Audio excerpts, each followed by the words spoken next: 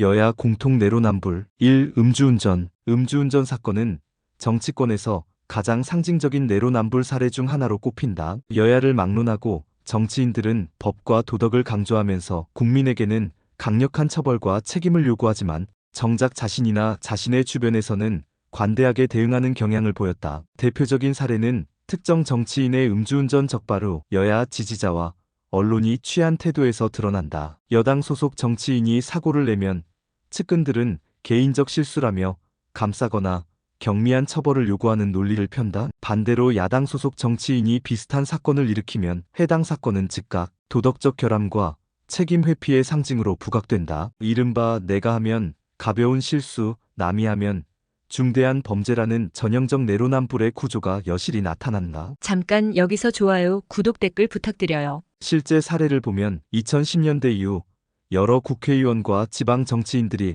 음주운전으로 적발되었다. 일부는 법적 처벌을 받았음에도 정치적 책임을 지지 않았고, 일부는 잦은 사퇴를 권고받지 않고 당내에서 보호되는 경우도 있었다. 특히 음주운전으로 사고가 발생했음에도 불구하고 여야의 대응은 극명하게 엇갈렸다. 여당 정치인의 경우 재발 방지 교육과 사과 정도로 끝나는 반면 야당 정치인의 경우 언론과 정치권의 집중 포화를 받았다. 이 같은 현상은 정치적 편향과 집단 편향의 문제와 맞닿아 있다. 정치인과 지지자들은 자연스럽게 자신과 같은 집단에게 관대하고 상대 집단에는 엄격한 잣대를 들이대는 경향을 보인다. 음주운전 사건은 단순한 법 위반이 아니라 정치인의 언행 불일치와 도덕성 결여를 보여주는 상징적 사건으로 읽히기 때문에 내로남불 논란이 반복된다. 또한 음주운전 내로남불은 국민 신뢰의 잠식이라는 사회적 비용을 낳는다. 법과 도덕을 강조하는 정치인이 동일한 상황에서 두 가지 잣대를 적용하면 국민은,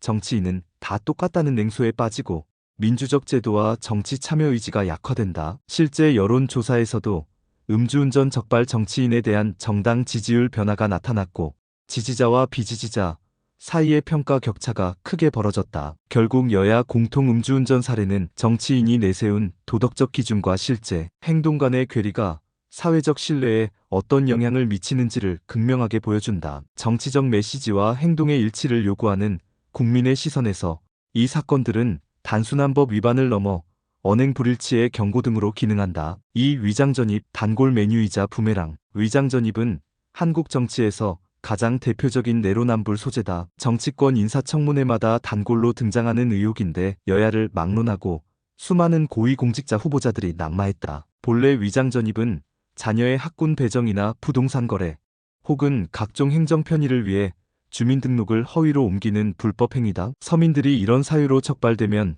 과태료 처분을 받지만 정치인 고위 공직자들의 경우 자녀 교육을 위한 수단으로 활용하는 일이 많았다. 문제는 정치권이 이 문제를 상대방 공격의 무기로 삼아왔다는 점이다. 예를 들어 야당 시절에는 위장전입은 도덕적 흠결이라 맹공을 퍼붓지만 정권을 잡은 뒤 자신들의 후보자들이 같은 사유로 지적받으면 시대적 관행이었다거나 큰 문제가 아니다라고 감싸기 일쑤였다. 노무현 정부 시절부터 시작해 이명박박근혜 문재인 정부를 거쳐 윤석열 정부에 이르기까지 수십 명의 장관 후보자들이 위장전입 문제로 낙마하거나 곤욕을 치렀다. 흥미로운 것은 당시 야당 인사들이 청문회에서 맹렬히 비판했던 발언들이 몇 년 뒤 자신들의 청문회에 그대로 인용되며 부메랑이 되었다는 사실이다. 예컨대 문재인 대통령은 대선 과정에서 위장전입은 국민 정서상 용납될 수 없는 문제라 공언했지만 실제 집권 이후 다수의 장관 후보자가 위장전입 문제로 논란을 빚었다. 반대로 보수 진영 역시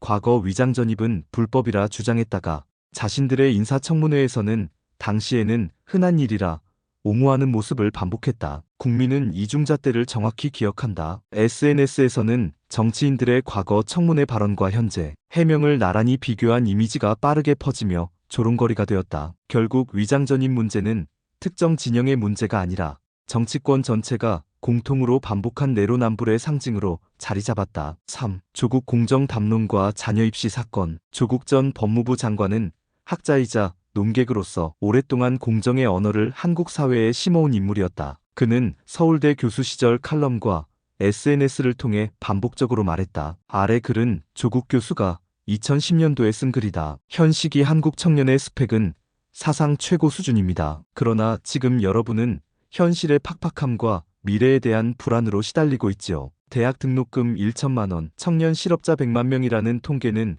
고통의 근원이 무엇이지 보여줍니다. 여러분이 굳센 의지와 성실함으로 맨 땅에 헤딩하기를 하고 있음을 압니다. 그리고 여러분의 이마에 많은 상처가 나 있음을 압니다. 명함 찍을 수 있는 직장에 취업하기 위하여 아르바이트, 자격증, 공모전, 봉사활동, 인턴 경력이라는 취업 5종 경기를 몇 차례나 반복하며 뛰고 있는 여러분이 노력과 도전에 박수를 보낸다. 그러나 가슴 한편이 먹먹합니다. 제도적 해결 없이는 여러분의 개별적 분투만으로 문제가 해결될 확률은 낮음을 알고 있기 때문입니다. 지방선거 투표율이 임박했습니다. 88만 원 세대가 88% 투표하면 세상은 지금보다 적어도 88% 나아질 것입니다. 2017년 문재인 정부 출범 직후 청와대 민정수석에 기용되면서 조국은 단숨에 개혁의 아이콘이 되었다. 특히 페이스북에서 그는 하루에도 여러 차례 글을 올리며 공정, 정의, 개혁의 이미지를 구축했다. 2018년 한국 사회에서 공정 담론이 본격적으로 떠오른 데는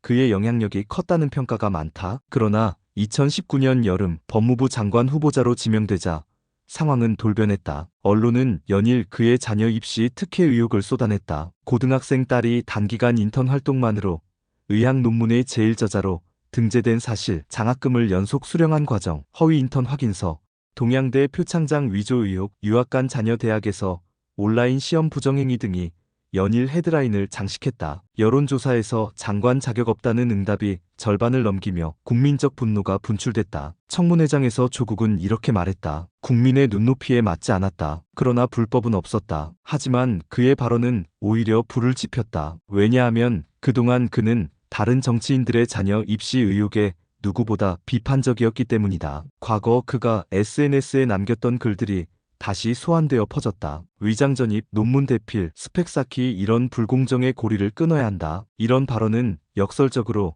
그 자신에게 부메랑처럼 돌아왔다. 지지자들은 검찰의 과잉 수사를 주장하며 거리 시위를 벌였지만 대중은 내로남불의 전형이라 규정했다. 결국 조국은 35일 만에 사퇴했고 이후 재판에서 일부 혐의가 유죄로 확정되며 정치적 타격은 결정적이었다. 조국 교수는 재판이 끝나도 유죄를 인정하지도 사과하지도 않았다. 그는 기자들에게 검찰 독재를 막는 일에 나서겠다는 등의 입장만 밝혔다. 온라인에서는 그의 과거 글들을 모아놓고 조만대장경이라 부르며 풍자하는 문화가 확산되었다. 조국 사태는 단순한 개인 스캔들을 넘어 한국 사회 전체가 공정을 어떻게 바라보는지를 뒤흔든 분수령이었다. 무엇보다 내 아이를 위해 한 예외는 용납된다는 태도, 즉 이중잣대가 국민에게 뿌리 깊은 배신감을 남겼다. 4. 나경원 공정 강조와 자녀 스펙 논란. 나경원 전 자유한국당 원내대표는 정치활동 내내 공정이라는 화두를 강조해왔다. 특히 그는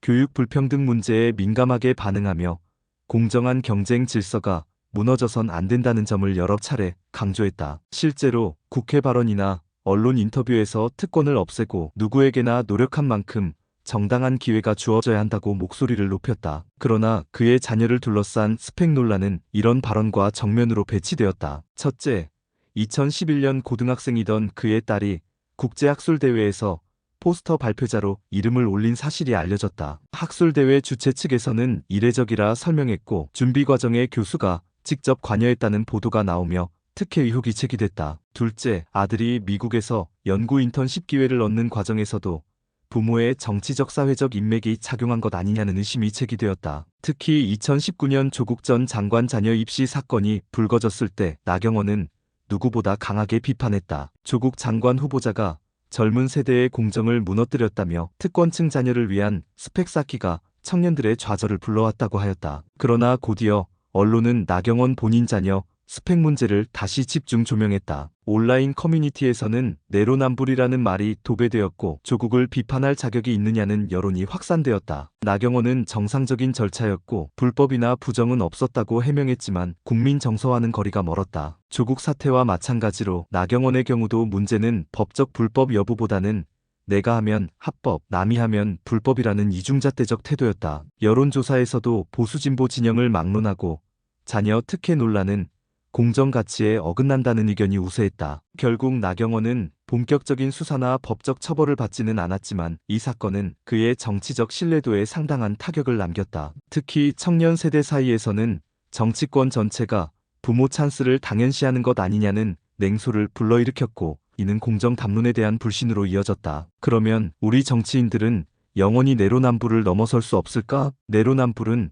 어느 특정 세력의 수치만이 아니다. 진보든 보수든 권력을 쥐든 쥐지 못했든 기회만 주어지면 반복되었다. 이것은 곧 개인의 도덕성 문제를 넘어 한국 정치의 구조적 병리라는 점을 시사한다. 왜 정치인들은 약속을 쉽게 어기고 도덕의 잣대를 남에게만 엄격히 들이대는가? 첫째, 극심한 진영 정치가 비판의 방향을 왜곡시키기 때문이다. 아군에게는 관대하고 적군에게는 가혹하다. 둘째, 제도적 장치가 미비하다. 정치인의 공헌을 검증하고 책임을 물을 수 있는 시스템이 여전히 부족하다. 셋째, 유권자의 피로와 체념도 문제다. 다 거기서 거기라는 냉소가 반복을 용인한다. 그렇다고 미래가 없다는 것은 아니다. 내로남불을 줄이는 방법은 분명 존재한다. 공약과 발언을 데이터로 기록하고 언론과 시민사회가 끊임없이 비교 검증하며 유권자가 선거에서 그 결과를 반영하는 것이다. 말과 행동을 일치시키는 정치인은 그 자체로 경쟁력이 될 수 있다. 결국 정치인은 거울 속 자신의 얼굴을 피할 수 없다. 국민이 기억하는 발언, 기록된 언행은 시간이 지나도 사라지지 않는다. 이 책이 보여준 수많은 사례는 정치는 기억의 싸움임을 웅변한다. 앞으로 우리는 또 다른 내로남불을 보게 될지도 모른다. 그러나 동시에 그 기억이 축적될수록 한국 정치가 조금은 더 성숙해질 수 있다는 희망도 존재한다. 내로남불을 넘어 말과 행동이 일치하는 정치인들이 무대에 서는 날을 기대하며 감사합니다. 좋아요, 구독, 댓글 부탁드려요.